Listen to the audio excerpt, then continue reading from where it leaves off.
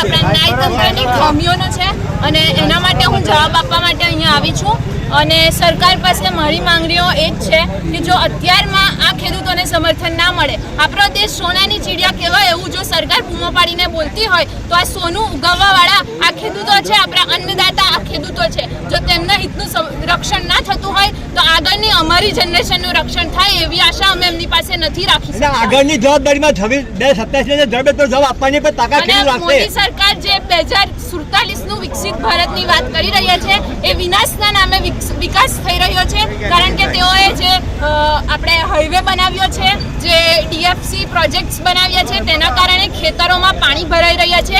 આવો વિકાસ ના થાય તો જ સારું રહેશે. આવા વિકાસ જે વિનાશના નામે અને આપણી માતૃભૂમિના ભોગે લેવાય એવા વિકાસની અમને કોઈ જરૂરત નથી. સરકાર એવું કહે છે કે ભાઈ અમે ખેડૂતો માટે સહાય આપીએ છીએ, ટ્રેક્ટરોની સહાય હોય કે પછી એની સહાય હોય.